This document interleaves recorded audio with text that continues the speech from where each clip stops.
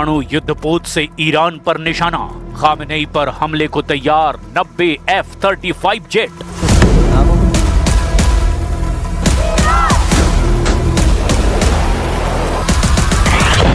28 दिसंबर 2025 को ईरान में शुरू हुए हिंसक प्रदर्शनों ने 37 साल पुराने खामेनेई शासन की नींव हिलाकर रख दी है। इस दौरान अमेरिका और इजराइल ने डंके की चोट पर ऐलान किया कि ईरान पर बहुत बड़ा हमला होने वाला है। यहां तक कि राष्ट्रपति ट्रंप ने ईरान के सुप्रीम लीडर अली खामेनेई के खिलाफ जबरदस्त प्रदर्शन कर रहे प्रदर्शनकारियों का हौसला बढ़ाते हुए दावा किया था कि मदद रास्ते में है, बहुत जल्द ईरान के इस्लामिक सरकार पर सख्त हमला होगा। लेकिन इस धमकी के 48 घंटे बाद भी अमेरिका ने हमला क्यों नहीं किया और अब अमेरिका ईरान पर हमला करने के लिए अपने परमाणु युद्धपोत से ईरान पर हमला क्यों करने जा रहा है? ये वाकई राष्ट्रपति ट्रंप का चौंकाने वाला जंगी दांव लग रहा है। खबर आ रही है कि अमेरिका की उंगलियों पर नाचने वाले 7 मुस्लिम देशों ने अमेरिका से दो टूक कह दिया है कि वो ईरान पर हमला करने के लिए अमेरिका को अपने देश में मौजूद मिलिट्री बेस का इस्तेमाल नहीं करने देंगे और ना ही अपने देश के एयर स्पेस से अमेरिका के जंगी जहाजों को उड़ान भरने की अनुमति देंगे। 7 मुस्लिम देशों ने आखिरी वक्त में एक तरह से ईरान का साथ दे दिया है ताकि ईरान अमेरिका के चक्कर में कहीं उन पर ही हमला ना कर दे। ईरान ने जिस तरह से 3000 बैलिस्टिक मिसाइलों को हमले के लिए उतारा है, उससे अरब और मिडिल ईस्ट में मौजूद मुस्लिम देशों में ईरानी हमलों का खौफ और ज्यादा बढ़ गया है। दावा किया जा रहा है कि अब ट्रंप ने परमाणु एयरक्राफ्ट कैरियर अब्राहम लिंकन के साथ युद्धपोतों का एक विशालकाय बेड़ा ईरान के खिलाफ उतार दिया है ताकि समंदर के रास्ते बिना मुस्लिम देशों की मदद से ही ईरान पर हमला किया जा सके। अमेरिका के परमाणु एयरक्राफ्ट कैरियर अब्राहम लिंकन पर तैनात 90 F-35 जेट से ईरान पर हमला होने जा रहा है, ऐसा इजरायली मीडिया में दावा किया गया है। लेकिन इस पूरे घटनाक्रम की हम शुरुआत करते हैं ईरान पर अगले 48 से 72 घंटे में होने जा रहे उस भयंकर हमले से जो पूरे मिडिल ईस्ट को ही तबाह कर सकता है।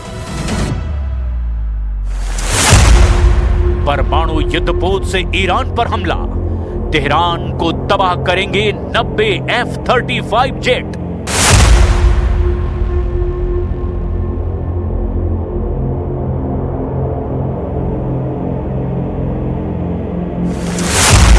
रिपोर्ट्स के दावों के मुताबिक ईरान में 12,000 लोगों की मौत हुई।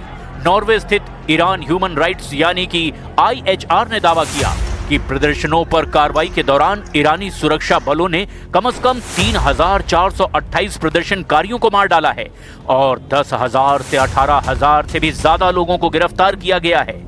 हालांकि ईरान से जुड़े मामलों को कवर करने वाली वेबसाइट ईरान इंटरनेशनल ने दावा किया कि देश भर में कम से कम 12,000 लोगों की मौत हुई है।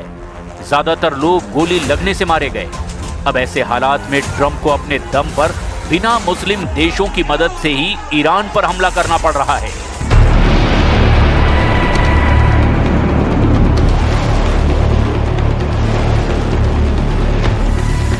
पहले आप ये जान लीजिए कि अब आखिरकार अपने परमाणु युद्धपोत से अमेरिका ईरान पर हमला करने क्यों जा रहा है। डोनाल्ड ट्रंप ने 2 दिन पहले कहा था कि ईरान में प्रदर्शनकारियों की मदद के लिए मदद निकल चुकी है।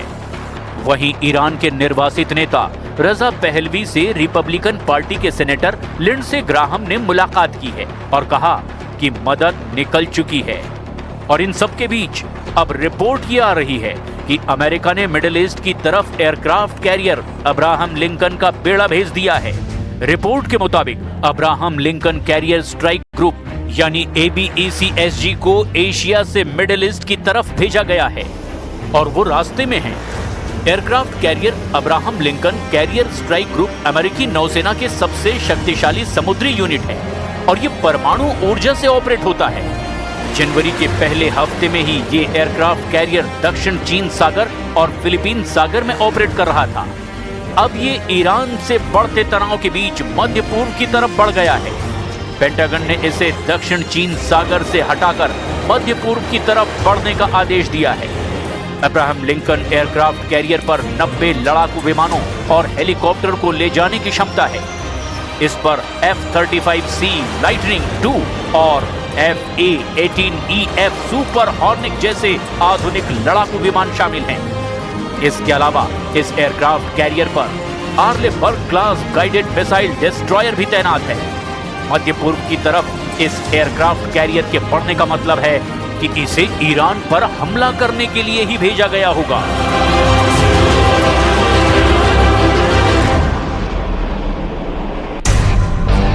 सात मुस्लिम देशों का ट्रंप से धोखा, अकेले ईरान पर हमले को तैयार अमेरिका। अमेरिकी नेताओं ने ईरान के निर्वासित नेता रेजा पहलवी से मुलाकात करनी शुरू कर दी है। डोनाल्ड ट्रंप ने खुले तौर पर प्रदर्शनकारियों को समर्थन देने का ऐलान किया है। इसके अलावा अमेरिका ने चुपचाप मिडिल ईस्ट में अपने अहम ठिकानों से सेना के अधिकारियों को हटाना शुरू कर दिया है। कुछ हैरान कर देने वाली खबरें भी सामने आ रही है, जो कहीं ना कहीं इशारा कर रही है कि ईरान पर हमला करने के लिए अरब और मिडिल ईस्ट के ज्यादातर मुस्लिम देश अब तैयार नहीं हैं और न ही ईरान पर हमला करने के लिए जमीन और एयर स्पेस और समंदर देने को तैयार हैं। ताजा रिपोर्ट के मुताबिक मिडिल ईस्ट के देशों का रुख बहुत ही जटिल और कूटनीतिक दबाव वाला है। ईरान पर हमले को लेकर अरब देशों में एक बड़ी दरार और चिंता देखी जा रही है। मिडिल ईस्ट के ज्यादातर प्रमुख देश इस समय क्षेत्रीय स्थिरता को प्राथमिकता दे रहे हैं। वे नहीं चाहते कि ईरान के साथ युद्ध उनके अपने देश तक फैले। सऊदी अरब ने बिल्कुल साफ कर दिया है कि वो ईरान के खिलाफ किसी भी सैन्य गठबंधन का हिस्सा नहीं बनेगा। सऊदी अधिकारियों ने हाल ही में तेहरान को भरोसा दिलाया कि वो अपनी धरती या हवाई क्षेत्र का इस्तेमाल ईरान पर हमले के लिए नहीं करने देंगे। कतर और ओमान दोनों देश मध्यस्थ की भूमिका निभा रहे हैं। कतर में अमेरिका का सबसे बड़ा सैन्य अड्डा अल उदीद एयरबेस दोहा के दक्षिण पश्चिम में स्थित है। यहां से अमेरिकी अधिकारियों को आनन फानन में हटाया जा रहा है। ओमान भी ईरान पर अमेरिका को हमले में साथ देने को तैयार नहीं। कुवैत और यूएई भी अब अमेरिका से कन्नी काटने लगे हैं। इन देशों ने भी निजी तौर पर ट्रंप प्रशासन से अपील की है कि वे सैन्य हमले के बजाय कूटनीतिक और आर्थिक दबाव का रास्ता चुनें। उन्हें डर है कि अगर अमेरिका ने हमला किया तो ईरान उनके यहां मौजूद अमेरिकी बेस और तेल रिफाइनरियों को निशाना बनाएगा। नेटो सदस्य वाला तुर्की भी चाहता है कि अमेरिका ईरान पर हमला ना करे, वरना ईरानी हमले की जद में तुर्की भी आ सकता है। इसके अलावा इराक ने भी कड़ा रुख अपनाया है। इराकी राजनेताओं ने कहा है कि जब तक सितंबर 2026 में अमेरिकी सेना की वापसी नहीं हो जाती, तब तक वे किसी भी क्षेत्रीय युद्ध का हिस्सा नहीं बनेंगे। Kendisini çözmesi gerekiyor. Tabii ki bunun uluslararası ilişkilere bakan boyutu var. O da nedir? Yaptırımlara tabi. Yaptırımları da neden tabi? Takip ettiği bazı politikalardan dolayı. Gerek küresel gerek bölgesel. Kendilerine de söylüyoruz. Bölge ülkeleriyle olan sorunlarını çözmesi gerekiyor. Küresel nükleer konuda da sorunlarını diplomasi yoluyla hiç fırsat kaybetmeden çözmeli ki ekonomik zorluklara neden açan yapısal bir takım problemler ortadan kalksın. America और Israel पर हमले को तैयार Iran की 3000 ballistic मिसाइलें। इधर Iran ने अपने घातक तेवरों से इजराइल और अमेरिका के होश उड़ा दिए हैं। तेहरान ने दुनिया को यह संदेश देने की कोशिश की है कि उसकी लंबी दूरी की मिसाइलें किसी भी वक्त अटैक मोड में जाने के लिए तैयार हैं। ईरान के सरकारी मीडिया और IRGC ने दिखा दिया कि हमला बहुत जबरदस्त होगा। ईरान की सबसे आधुनिक फतह 2 हाइपरसोनिक मिसाइल को लॉन्च पैड पर तैनात दिखाया गया है।